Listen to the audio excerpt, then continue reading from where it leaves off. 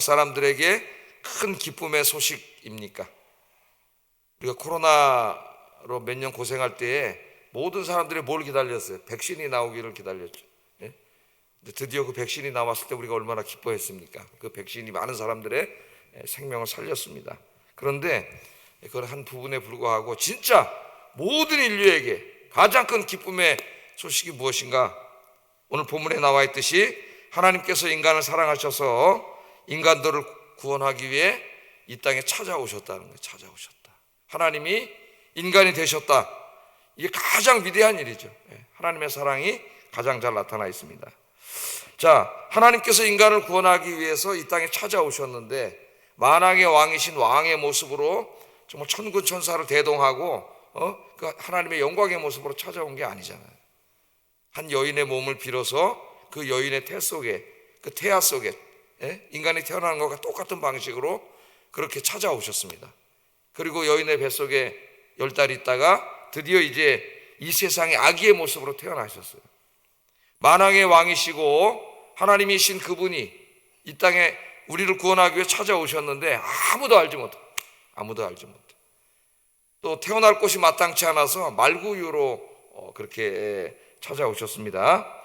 자, 아무도 알지 못하는 이 기쁜 소식을 밤에 양들을 치던 목자들에게 하나님께서 가장 먼저 알려주셨어요.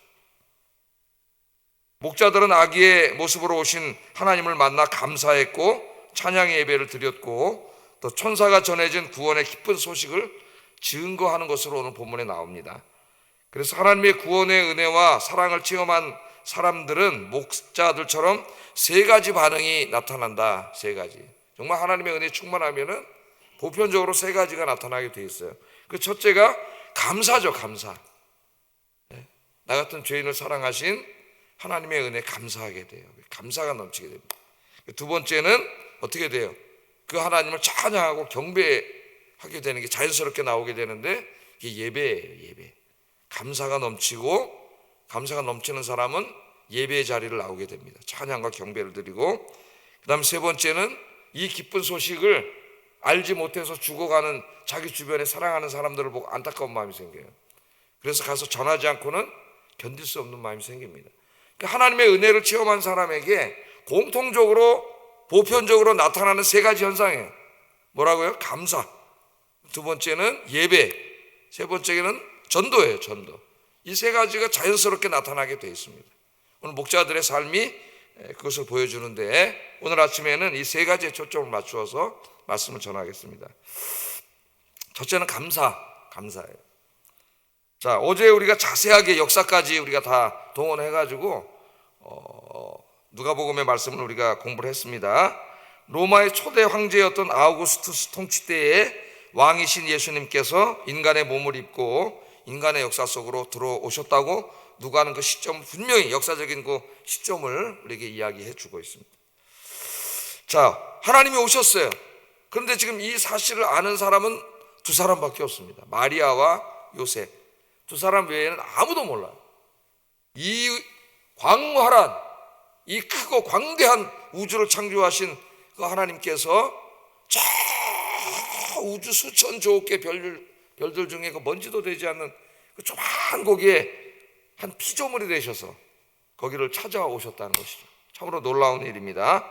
자, 이 위대한 사건을 아무도 알지 못합니다. 놀라운 이 사건, 인간에게 희망이 되고 소망이 되는 이 사건, 하나님의 찾아오심, 너무나 기쁜 소식이지만은 세상은 아무도 알지 못하고 세상은 고요하기만 합니다. 왕이신 하나님께서 죄와 사랑과 고통으로부터 인류를 구원하기 위해 이 땅에 오셨지만 아무도 이 기쁜 소식을 알지 못하고 있습니다. 이때 누가는 말구유에 태어나신 예수님으로부터 이제 카메라를 옮겨요.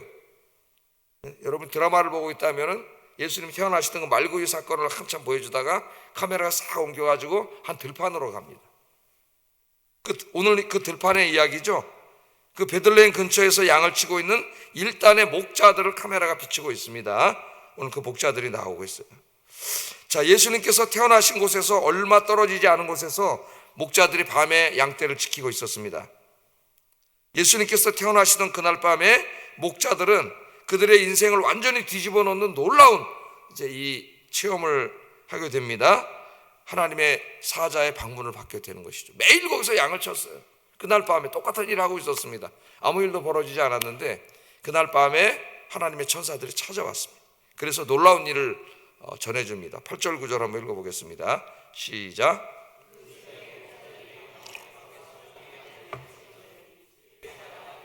주의 영광이 그들을 두루비침에 크게 무서워하는지라, 이렇게 얘기했습니다. 자, 하나님께서 인간의 몸을 입고 탄생하시던 그날 육신의 부모인 마리아와 요셉 위에는 위대한 사건을 아무도 알지 못하던 그날 그 밤중에 이 인류에게 가장 기쁜 소식을 제일 먼저 알려준 그 사람들이 누구였느냐? 목자들이었다는 거예요. 목자들. 오늘 성경은 그 이야기를 합니다. 자, 이 목자들은 유대 사회에서 가장 하층민들에 속하는 사람들이에요. 그런데 하나님께서 이 귀한 소식을 알려주실 때에 목자들을 찾아오셨다는 거예요. 제일 먼저 마리아와 요셉을 제외하고 제일 먼저 하나님이 알려주신 사람이 목자들이에요. 여러분, 제일 기쁜 소식만, 너무나 기쁜 소식이 있으면은 제일 먼저 알려주는 사람이 누구예요? 그 사람이 여러분이 제일 사랑하는 사람이에요. 사랑하는 사람. 전화 걸어서 여보, 그 여보를 여러분이 제일 사랑하는 거예요. 근데 하나님께서 이 기쁜 소식을 제일 먼저 알려준 사람이 마리아와 요셉 빼고는 목자들이었다고 하는 것은 하나님께서 그 시대에 그 많은 사람들 중에 이 유대인의 하층민에 불과했던 이 목자들을 하나님 가장 사랑하셨다는 것을 보여주고 있습니다. 이 말씀. 자, 당시 유대 사회에는 종교적 아버지임을 자처하는 대제사장이 있었습니다. 또 그와 함께 하나님을 섬기는 일을 하고 있는 많은 제사장들이 있었어요. 또 율법과 선지서를 연구하고 가르치는 서기관, 바리새인 같은 학자들이 있었습니다. 사람들에게 존경을 받는 사람들이죠. 그러나 하나님께서 구주 탄생의 이 기쁜 소식을 제일 먼저 알리려고 찾아온 사람은 종교 지도자들이나 성경학자들이 아니라 하나님을 경외하며 자신의 소시민적인 삶을 충실하게 살고 있었던 그런 일반적인 사람들이었다는 거예요.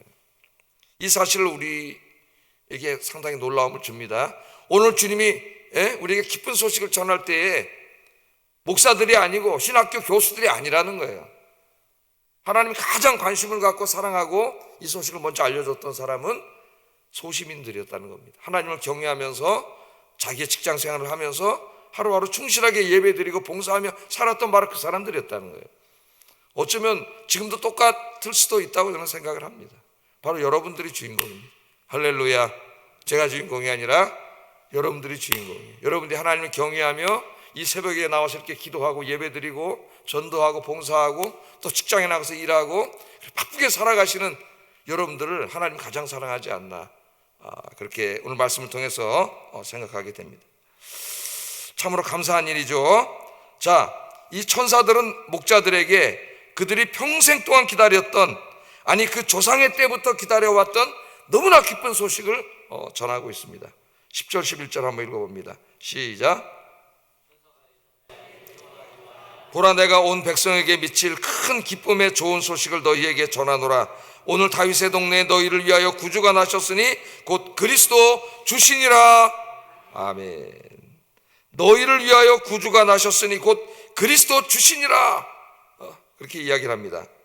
천사들은 구약 성경이 예언했고 모든 경건한 유대인들이 간절히 기다리고 있던 구세주 그리스도 주가 태어났다, 이 기쁜 소식을 알려주고 있습니다. 그리스도는 히브리어로 번역하면 뭐예요? 메시아죠. 메시아. 메사야. 메시아가 태어났다 그 말이에요. 메시아를 헬라어로 번역하면 그리스도예요. 그리스도. 그래서 그리스도는 이제 기름 부음을 받은 자, 그런 의미를 가지고 있다, 그렇게 목사님들이 많이 설교를 합니다. 이게 메시아예요. 그리스도라고 우리 이제 번역을 했습니다. 그리스도는 읽은 거죠. 헬라어를 음력해서 읽은 거예요. 사실 그리스도라 그러면 아무 의미가 없어요. 이것은 사실은 메시아라는 거예요. 메시아. 왜냐하면 그 당시 모든 유대인들은 그들을 구원해 줄 메시아를 간절히 기다리고 있었어요. 그런데 오늘 천사들이 찾아와 가지고 제사장도 아니고 성경학자들도 아닌 저 들에서 양치는 그냥 그 유대 사회 가장 하층민 그 사람들 찾아오셔서 이 메시아가 태어났는데 그 메시아가 바로 주님이시다, 이 기쁜 소식을 알리고 있습니다. 그 주님이라는 건 뭐라 그랬어요? 그 주를 헬라어로는 쿠리오스를 주라 그러는데 그걸 히브리어로 역으로 번역하면은 야훼가 된다는 야훼 하나님이 인간의 몸을 입고 찾아오심, 그렇게 이야기하고 있습니다. 우리는 삼위일체 하나님을 믿잖아요. 삼위일체 하나님, 우리가 기능적으로는 설명을 할 수가 있는데 존재론적으로는 설명을 할 수가 없어요. 하나님은 세 분입니까? 한 분입니까? 이것을 설명하려고 하다가 다 이단이 되어버렸습니다. 하나님은 한 본체 안에 세 위격으로 존재하신다, 이렇게밖에 표현할 수가 없어요. 인간의 언어로. 성부 하나님, 성자 하나님, 성령 하나님이 계신데, 성부 하나님은 이 모든 구원 계획을 총 주관하시고, 성자 하나님께서 구원을 이루시기 위해 오늘 인간의 몸으로 오셨고, 이것을 모든 인간에게 적용해서 구원을 주시는 분이 성령 하나님이에요. 그래서 이 인간의 구원 사역에는 삼위일체 하나님 사역이 나타나 있습니다. 오늘 본문이 그것을 우리에게 보여줍니다. 그 성자 하나님, 그 삼위일체 하나님 중에서 성자 하나님께서 오늘 아기의 모습으로 오늘 이 세상에 오셨다는 이 기쁜 소식을 이 목자들에게 알려주고 있어요. 이 삼위일체 교리를 신학교에서 배울 때에도 너무 딱딱하고 어떻게 보면 너무나 비합리적이고, 우리는 셋인지 하나인지가 분명해야 되는데 설명을 할 수가 없어요. 그래서 신학 교수님들이 존재론적으로는 우리가 불가해합니다, 이해할 수 없습니다, 설명할 수 없습니다, 그렇게 얘기해요. 한 본체 안에 세 위격으로 존재하신다. 그래서 많은 사람들이 낡은 교리고 뭐 딱딱한 교리고 이해하기 어렵고 이렇게 이야기하는데, 톰 라이트라고 하는 사람이 쓴 그 예배를 말하다라고 하는 책이 있습니다. 이 책에서 삼위일체 하나님에 대해서 가장 감동적으로 잘 설명하고 있지 않나, 그런 생각이 들어요. 자, 이 톰 라이트 교수님이 자신의 체험, 어떤 사람과 자신이 만나서 대화를 하는 어떤 한 사람과의 대화를 소개합니다. 그 사람이 라이트 교수에게 이렇게 말했다고 합니다. 당신도 알다시피 저는 전에 하나님을 믿었습니다. 하지만 자라면서, 제가 크면서 성장하면서 하늘에 앉아있는 나이든 할아버지를 생각한다는 게 점점 힘들어졌습니다. 여러분, 저 유럽인들의 책에 보면 하나님을 수염이 이렇게 쫙 나온 할아버지 모습으로 그려놓은 게 종종 보입니다. 그 할아버지, 나이든 할아버지를 생각한다는 게 점점 힘들어졌습니다. 여기 이 세계에는, 인간의 세계에는 고통과 아픔이 이렇게 널려 있는데, 그런 고통과 아픔이 없는 저 멀리 떨어진 하늘에서 팔짱이나 끼고 계신 하나님을 어떻게 믿겠습니까? 그러니까 이게 무슨 신학입니까? 이실론이라 그러죠. 이실론. 하나님께서 세상을 창조하셨지만은 더 이상 세상에 간섭하지 않으신다. 하나님은 세상을 만들 때에 다 자연 법칙을 만들어서 시계처럼 자기 스스로가 잘 움직이도록 만들어 놓으셨기 때문에 창조한 건 맞는데 간섭하지는 않으셔요. 그럼 여러분, 하나님 간섭하지 않으시면 우리가 기도할 필요가 없습니다. 예배 드릴 필요가 없는 거예요. 왜? 하나님 간섭하지 않는데, 우리가 인격적인 교류가 없는데 기도해도 들어주지 않으시는 거잖아요. 이러한 신론을 이신론이라 그래요. 유럽의 기독교 사회에서 하나님을 떠나면서 생긴 그 신앙이 이신론적인 신앙입니다.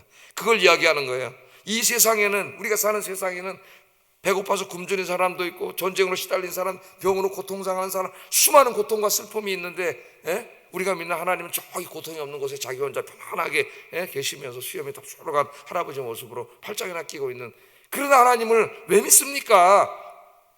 그렇게 이야기를 했다 그럽니다. 그때 이 톰 라이트 교수가 이렇게 대답을 합니다. 제가 그렇게 한번 그대로 읽겠습니다. 이 문장. 저 역시 그런 하나님은 믿지 않습니다.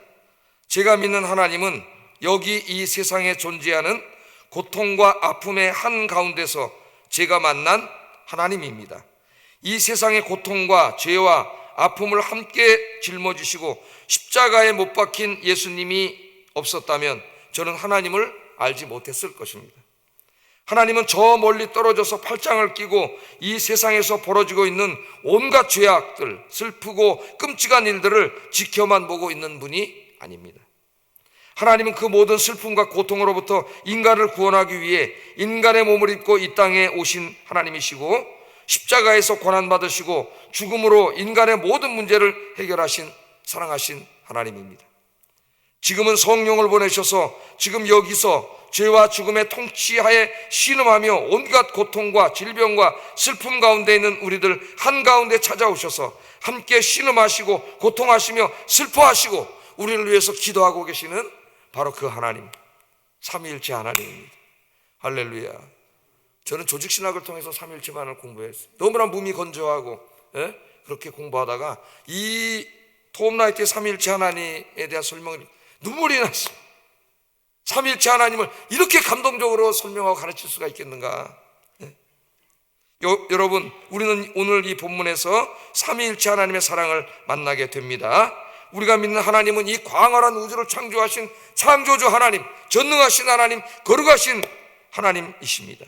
뿐만 아니라 죄인을 사랑하셔서 인간의 몸을 입고 이 땅에 찾아오셔서 인간의 죄와 죽음과 이로 인한 모든 고통을 친히 자기의 몸에 짊어지심으로 우리를 구원하시는 사랑의 하나님이십니다.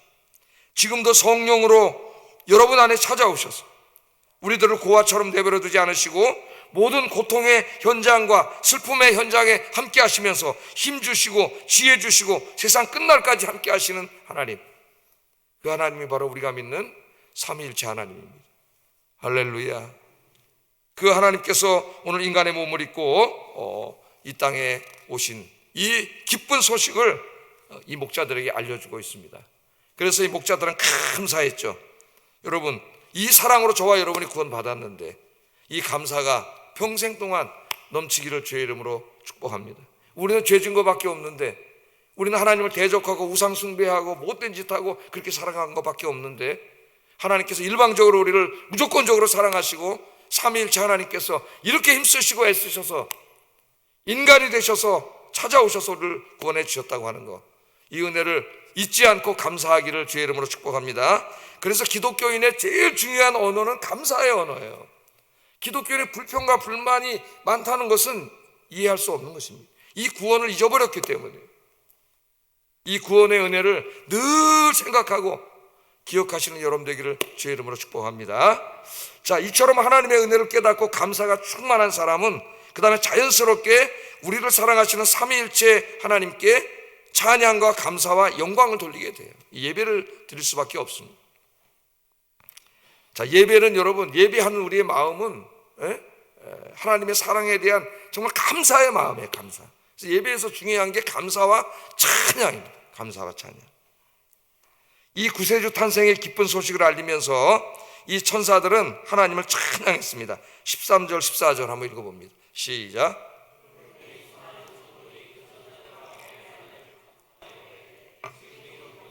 하나님께 영광이요 땅에서는 하나님이 기뻐하신 사람들 중에 평화로다 하니라. 아멘.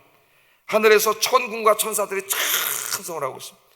그 위대하신 하나님, 창조주 하나님께서 저 피조물, 저 죄인들 사랑하셔서 저 죄인이 되셨다고, 저 인간의 모습을 입으셨다는, 물론 죄는 없으시죠. 그 하나님의 위대한 사랑을 보면서 이 천사들이 찬송을 하고 있습니다. 찬송을 하고 있습니다. 여러분, 지금도 어떤 사람이 자신을 희생해서 어떤 사람이 엄청난 사랑을 베푼 이야기를 하면은 언론과 인터넷 매체와 모든 사람들이 감동을 하고 찬송을 하죠. 그 사람은 찬양하고 높입니다. 이 놀라운 하나님의 사랑에 대해 천사와 천군 천사가 찬송을 하고 있습니다. 땅에서는 목자들이 하나님을 찬송하고 예배드리고 있습니다. 지금은 몇 명의 목자들만이 찬송하고 있지만은 이제 이후로 어떻게 돼요? 이 기쁜 소식을 열심히 증거해가지고 나중에는 로마 제국의 황제까지 하나님을 찬송하게 되고, 이제 AD 4세기가 되면은 로마의 기독교가 공인이 되고, 데오도시우스 황제 때에는 로마의 국교가 됩니다. 할렐루야, 할렐루야. 찬송을 하고 있습니다. 자, 그리고 목자들은 이 기쁜 소식을 들은 다음에 이제 찾아가죠. 20절 한번 읽어보겠습니다. 20절 시작. 하나님께 영광을 돌리고 찬송하며 돌아가니라. 목자들도 이 기쁜 소식, 하나님이 우리를 사랑하셔서 이 땅에 찾아오셨다, 인간이 되셨다고 하는, 창조주 하나님 피조물이 되셨다고 하는 이 엄청난 사랑의 소식, 이 기쁜 소식, 이제 인류는 구원받게 됐습니다. 그래서 하나님을 찬양했어요. 하늘에서는 천군 천사들이 찬양하고 땅에서는 구원받은 사람들이 찬양을 했습니다. 이게 예배예요. 예배. 그래서 예배에는 감사와 감격과 찬양이 넘쳐요. 여러분, 요한계시록 4장과 5장에 보면은 하나님 나라에서 하나님 나라 백성들이 무엇인가를 하고 있는 장면이 나옵니다. 우리 공부했잖아요. 요한계시록 4장 5장에서 뭐 하고 있어요? 4장에서는 5장에서 성부와 성자 하나님을 천군 천사들과 모든 피조물들과 구원받은 자들과 모든 성도들이 찬양과 경배를 드리고 있잖아요. 찬양과 경배. 이게 천상의 예배예요. 이 지상의 예배는 천상의 예배와 연결되어 있는 겁니다. 이것을 우리가 깨달아야 우리의 예배가 무미건조하고 졸리고 지루한 예배가 아니라 그 감격적인 예배가 될 수가 있는 거예요. 감격적인. 여러분의 예배는 어떻습니까? 지금 여기 와 있는 예배는. 이 사람들이, 구원받은 사람들이 여러분 쇼핑을 하고 있지 않습니다. 영화를 보고 있지 않습니다. 그들은 모두 예배의 찬양에 몰두하고 있습니다. 몰두하고 있습니다. 지루할까요? 지루할까요, 여러분? 천만의 말씀입니다. 예배는 가장 흥분되고 가슴 설레는 시간입니다. 예배는 나에게 생명을 주신 하나님, 나를 가장 사랑하시는 하나님, 나를 위해 생명을 내어주신 그 하나님, 지금도 나와 함께 계시면서 이 고통의 삶의 현장에 함께 아파하시는 하나님, 나를 위해 기도하시는 하나님, 나에게 살아갈 용기와 희망을 주시는 그 하나님, 삼위일체 하나님을 만나는 시간이고 교제하는 시간입니다. 이런 신앙을 잃어버리면 우리의 예배는 지루하고 졸린 종교의식으로 전락해버린다는 거 알아야 돼요. 이 하나님에 대한 뜨거운 사랑을 잃어버렸기 때문에 예배가 지루한 시간이 되어버린 거예요. 여러분, 예배는 나를 너무나 사랑하시는 하나님, 나를 위해서 외아들까지 주신 하나님, 자신의 생명을 주신 하나님께 내가 드릴 수 있는 최상의 것들, 찬양과 존귀와 영광과 감사와 몸과 마음과 영혼과 피아노와 조명과 십자가와 건물과 성가대와 우리가 가진 모든 것들을 다 드려서 하나님을 높이는 게 예배예요. 단지 이 예배 장소에서만이 아니라 내가 어디에서 무엇을 하고 있든지 우리의 삶의 모든 부분에서 하나님께 집중하고 하나님을 높여드리는 것이 예배입니다. 할렐루야. 늘 하나님의 사랑과 은혜를 생각하면서 감사와 찬양의 예배가 넘치는 여러분의 삶이 되기를 주의 이름으로 축복합니다. 하나님의 전에 나와서 삼위일체 하나님이 임재해 계신 이곳에 와서 그 나를 사랑하시는 하나님을 여기서 만나는 그 기쁨과 설렘과 감격이 넘치는 예배가 되고, 이 예배문을 나가서 밖으로 나갈 때에도 이 세상을 창조하신 그 위대하신 하나님을 만나면서 여러분의 삶의 현장 곳곳에서 하나님을 찬송하고 예배하고 우리가 할 수 있는 모든 최상의 것들을 다 드려 하나님을 높이는 그런 예배를 드리는 여러분 되기를 주의 이름으로 축복합니다. 마지막, 이 하나님을 만난 사람들이 어떻게 했어요? 이 기쁜 소식을 사람들에게 이야기했다는 겁니다. 자기만 혼자 알고 있으면 안 되잖아요. 인류를 구원하기 위해 하나님이 오셨는데, 이 하나님을 만나야 구원을 받는데, 그래서 목자들이 이것을 알렸다는 겁니다. 10절 한번 읽어보겠습니다. 시작.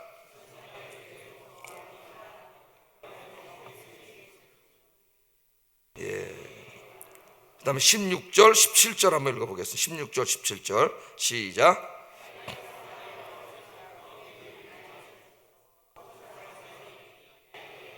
말한 것을 전하니, 거기다 주세요. 전하니를 안 읽을 수가 있어요. 이게 제일 중요한데, 전하니 이렇게 써놔가지고 전하니. 자, 제일 처음에 10절에 보면은 어땠습니까? 그 왕의 탄생, 구세주의 탄생, 하나님이 우리를 구원하기 위해 인간이 되셨다고 하는 이 기쁜 소식을 제일 먼저 전해준 게 누구예요? 알린 게 천사가 알렸죠. 인간은 알지 못하니까. 하나님께서 천사들 중에 천사 몇 명을 뽑아가지고 전도대원으로 뽑았습니다. 그래서 선교사로 이 땅에 보낸 거예요, 인간에게. 바로 여기 태어난 이 아기가 누구예요? 그냥 아기가 아니라 그분이 바로 하나님이시다. 구원자이시다. 메시아다. 그분이 바로 주님이시다. 그분이 인간을 구원하기 위해 인간이 되셨다고 하는 이 기쁜 소식을 최초로 알린 사람이 사람이 아니죠. 천사들이에요. 하나님의 천사들이 알렸습니다. 하나님 천사들을 전도대원으로 보낸 거예요. 이 소식을 들은 이 목자들이 너무나 기뻐서 직접 눈으로 확인하기 위해서 찾아간 거죠. 찾아간 게 16절 17절인데 빨리 가자. 그래서 마리아와 요셉과 그 위에 누인 아기를 찾아보고 천사가 자기들에게 이 아기에 대하여 말해줬잖아요. 이분이 누구라고? 이 아기가 하나님이시라고. 그것을 거기 모인 사람들에게 전했다. 말 안 하고 입 꽉 다물고 있는 게 아니라 전했다는 거예요. 전했다. 이게 우리의 중요한 사명입니다, 여러분. 오늘 이 말씀을 통해서 하나님이 여러분에게 알려주셨고, 이미 전에 알려주셨고, 여러분이 처음으로 예수 그리스도를 영접하는 그 시간에 이미 하나님께서 알려주셨습니다. 할렐루야. 이 기쁜 소식을 이제 어떻게 해야 돼요? 전해야 돼요. 전해야 돼요. 사람들에게. 많은 사람들이 몰라요. 아직도 알지 못하고 있어요. 그냥 조그만 90살 100살 살다가 그냥 죽어서 없어지는 것으로 알고 있어요. 아무 소망이 없는 삶으로 알고 있어요. 그렇지 않다는 걸 우리가 이야기해 줘야 돼요. 2000년 전에 하나님이 우리를 사랑하셔서 이곳에 오셨고 그 예수님을 믿으면 당신이 죄사함 받고 구원받습니다. 영생을 누릴 수 있습니다. 천국에서 영원히 살 수 있습니다. 이 기쁜 소식을 오늘도 만나는 모든 사람들에게 이야기하고 증거하는 하루가 되기를 주의 이름으로 축복합니다. 기도하겠습니다. 나 같은 죄인을 구원하기 위해 인간이 되신 주님의 은혜를 기억하면서 감사하게 하시고 찬양과 경배를 드리는 삶을 살게 하소서. 감사와 찬양과 경배의 삶을 드리게 하시고 내 평생 동안 그렇게 살게 하시고 나의 매일매일이 그런 삶을 살게 하소서. 첫 번째 기도 제목이에요. 두 번째, 목자들이 이 기쁜 구원의 소식을 사람들에게 전파한 것처럼 오늘 만나는 모든 사람들에게 이 구원의 기쁜 소식을 전하며 살게 하여 주시옵소서. 그렇게 기도하겠습니다.